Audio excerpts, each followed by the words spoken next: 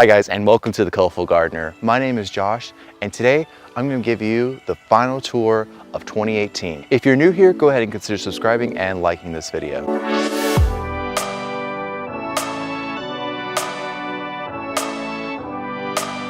All right guys, so this is it. It is fall time and it's the end of the year. So that means it's the last garden tour before 2019 sets in. And before we start talking about what's growing in my back garden, I want to show you this cool t-shirt that I made. This is the Colorful Gardener t-shirt.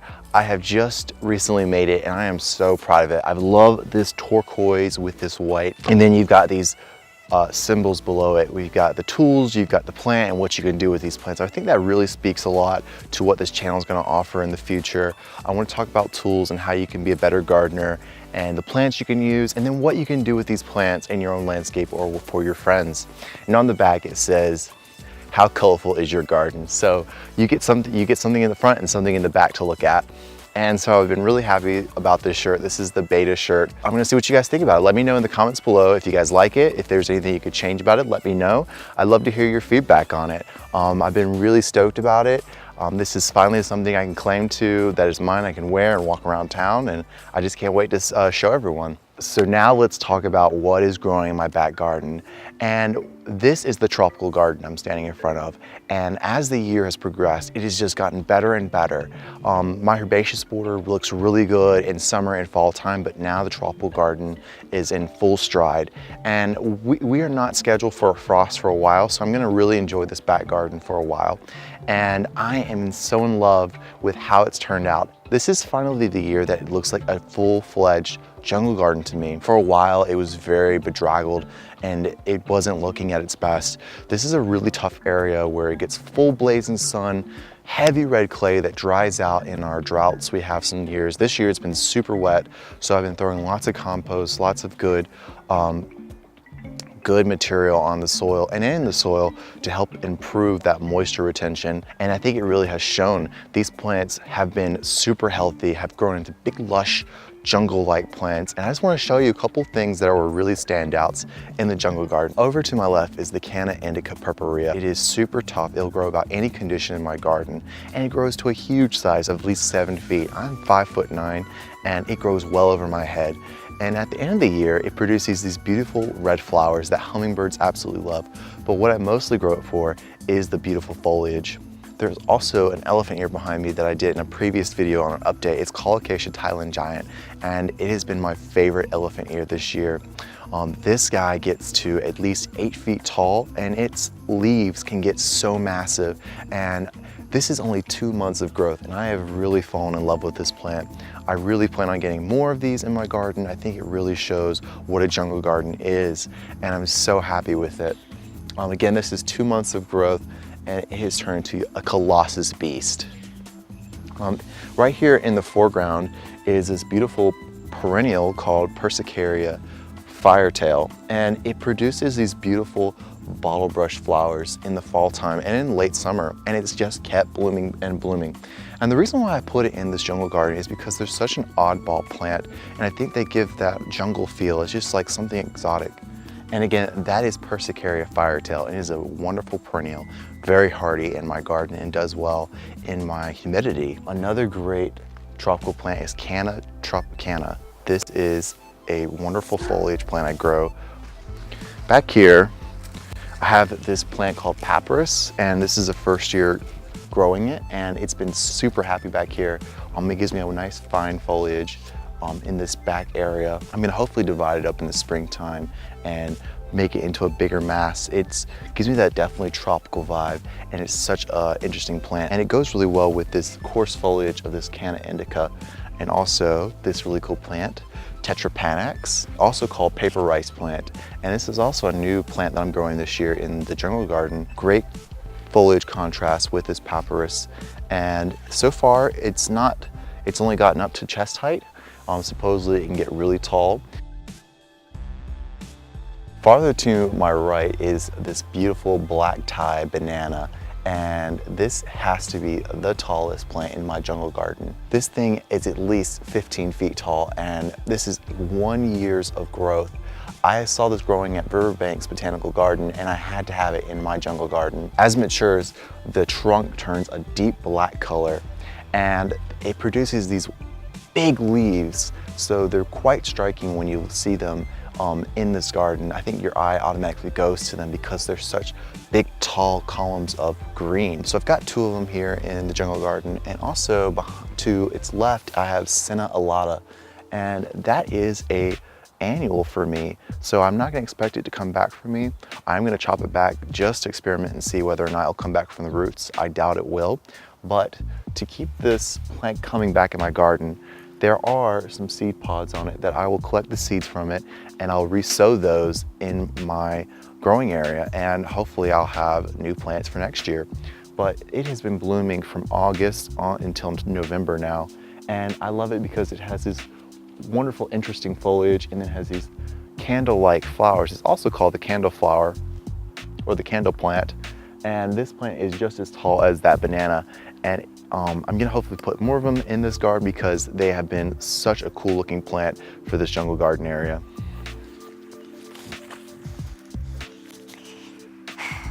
There's also some Princess Caroline grass, which I talked about in previous videos, that have given me some great, oh, and also, sorry guys, we're gonna have some bright light here. This is not an overcast day. There is not a cloud in the sky. So sorry for the light. It's gonna be very bright here for a couple minutes. This is Princess Caroline. It is a beautiful dark grass that is hardy for me, that comes back every year. I love including it in this jungle garden because it gives me that nice fine foliage with very dark blades of grass that when the light goes through it, it produces like colors that are reds and oranges and bright greens. It's such a striking plant. I'm using that word striking a lot because when I'm building this jungle garden, I'm using plants that are very colorful and very bright. I feel like with a really good tropical garden, you don't rely just on a lot of greens. You need to have a lot of color as well. So cannas, grasses, and elephant ears, which come in different colors, really provide that. Don't rely too heavily on just green. I think a lot of jungle gardens, they get lazy and they just use greens, the bananas and the basic elephant ear and some other green, but be colorful and use things that can brighten up your garden. For example, this is Color Guard Yucca, and it is an evergreen for me, and it provides tons of color. This is gonna be very hardy in a lot of people's gardens, and I think it yells out tropical. So that's why I've got 2 en masse here, and hopefully I'll put some more, but I think it goes so well with this dark elephant ear called Hawaiian eye.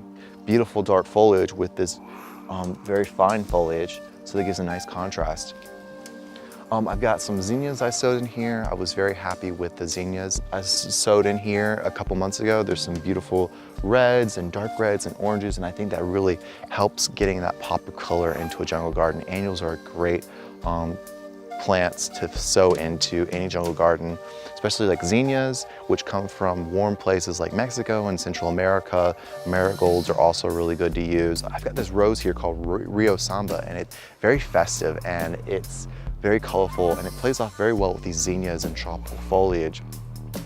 Roses, I'm learning, are actually very good plant to put in a jungle garden because they come in reds and oranges, and if you live somewhere colder, say zone 7, you can include a rose in a jungle garden to give you that color. If you are having a hard time finding perennials to give you color for a jungle garden. Another annual that I sowed in here is called Cattleya Heisey, and very similar to Persicaria firetail, it has these bottle brush flowers, but I love it because it's so interesting. It's almost done.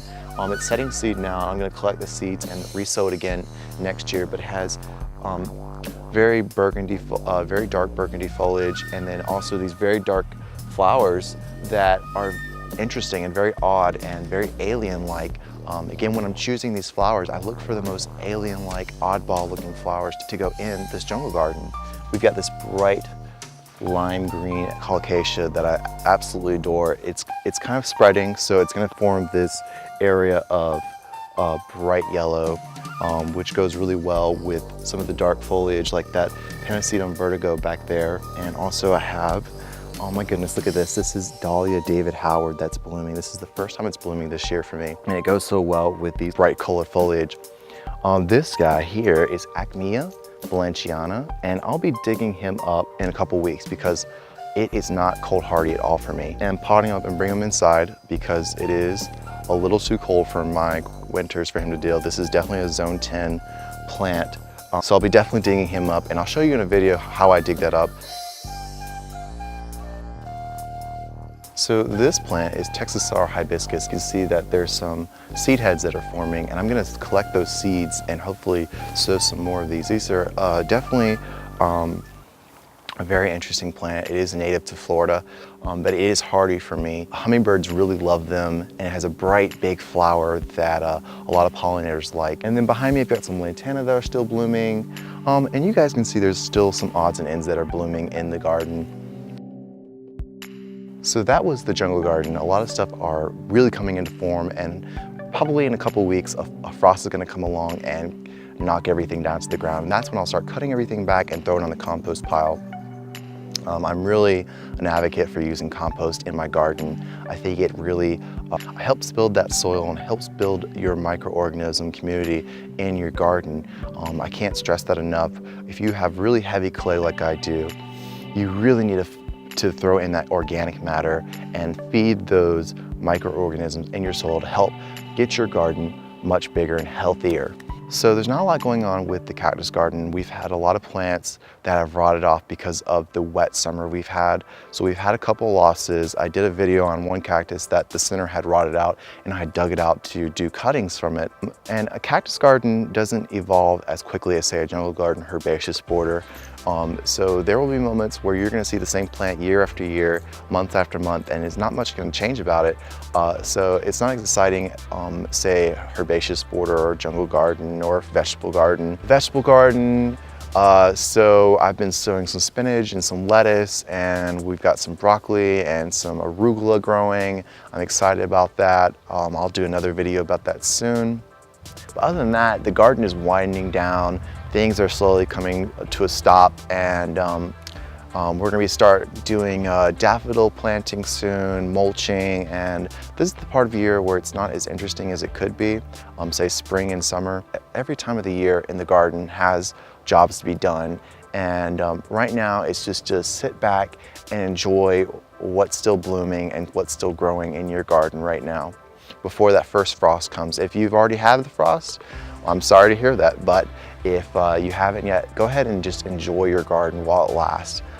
That's the biggest thing right now. It's a time of relaxation and thinking on what grew really well in your garden and what you're gonna do for next year. Guys, I've been really enjoying doing these videos for you.